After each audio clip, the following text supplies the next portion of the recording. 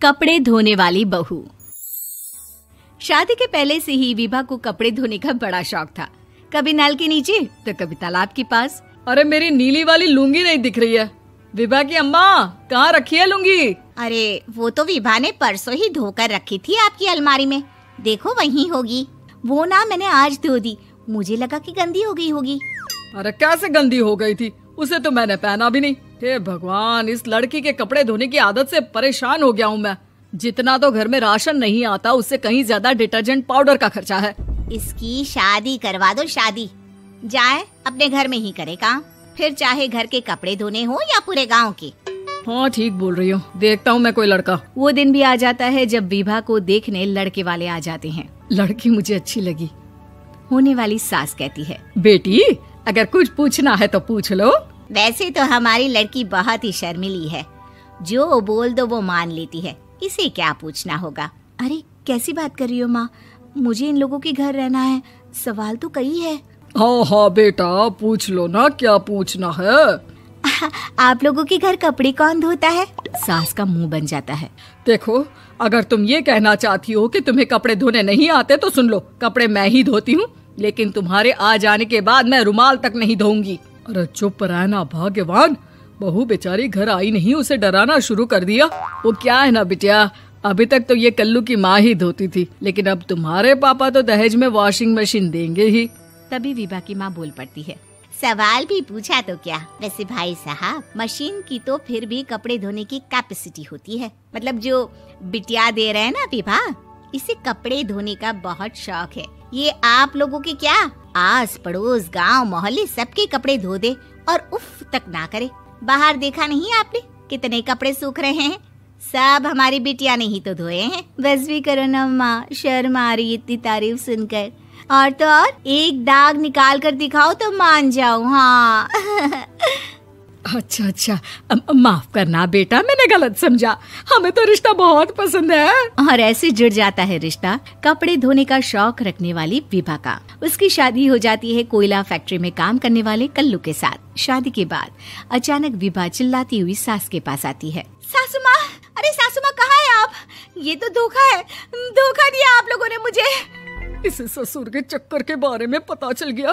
अरे तो उसमें तुझे क्यों धोखा मिला है? अरे नल में पानी नहीं आता, कपड़े कैसे कब धुलेंगे? अच्छा अच्छा, तू पानी नहीं आ रहा उसकी बात कर रही है। तो आपने क्या सोचा?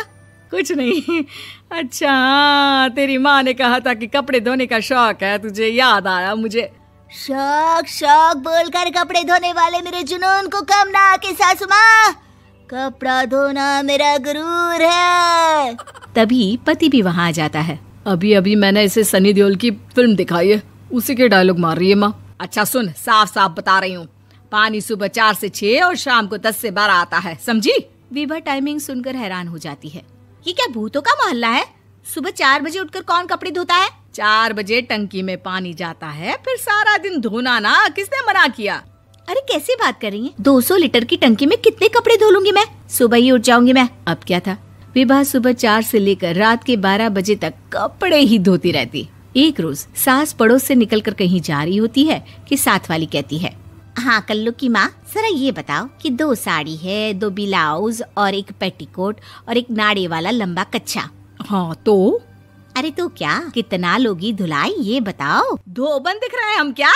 हमारे पति सरकारी नौकरी से अभी अभी रिटायर हुए हैं और बेटा सुपरवाइजर है कोयला फैक्ट्री में। धोबन समझ रखा है हमें। हाय रे कल्लू की अम्मा, माफ कर दो, वो तो मोहल्ले में यही सब बता रहे थे कि तुमने बहू को कपड़ा धुलवाने के काम में लगा दिया है। सास को पड़ोसन की बात सुनकर गुस्सा आ जाता है। वो घर पहुंचती है जहां घर के बाहर ही इतने सारे कपड़े सूख रहे होते हैं जितने कि किसी धोबन के घर पर। अरे ओ कल्लू की दुल्हन, बाहर निकल।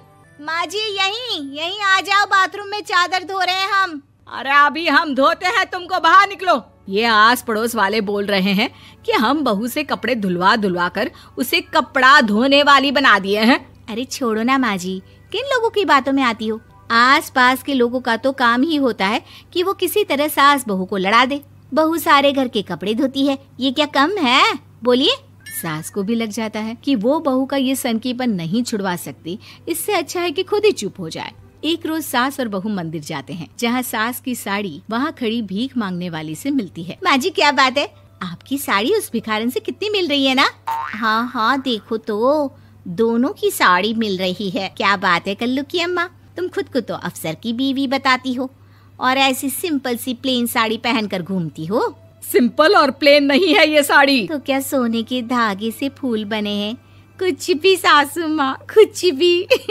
हाँ बने थे इस साड़ी में सोने के धागे से फूल। मेरे पति लेकर आए थे मद्रास से स्पेशली मेरे लिए 10,000 की। ताहे भाई साहब इस भिखारन के लिए भी सेम टू सेम साड़ी लेकर आए होंगे 10,000 की। सास उस वक्त तो कुछ नहीं कहती, लेकिन बहू के साथ घर आती है और अलमारी से एल्बम निकाल कर लाती है। ये साड़ी देख रही है, ये वही साड़ी है जिसे मैंने अभी पहना था। इस साड़ी में ये जो चमकदार फूल दिख रहे हैं ना, ये सोने के धागों से काढ़े गए हैं। लेकिन तू लोकल वॉशिंग मशीन ब्रश से घिस घिस कर सारे फूलों को निकाल कर साड़ी प्लेन कर दी। मुझे माफ कर दीजिए सासू माँ। और तो और, जब मैंने तुझे तेरी गलती के लिए कुछ नहीं कहा, लेकिन तूने तो सबके सामने मेरा मजाक ही बना दिया। क्यों? बहू को समझ में आ जाता है कि अब से उसका कपड़े धोना बंद।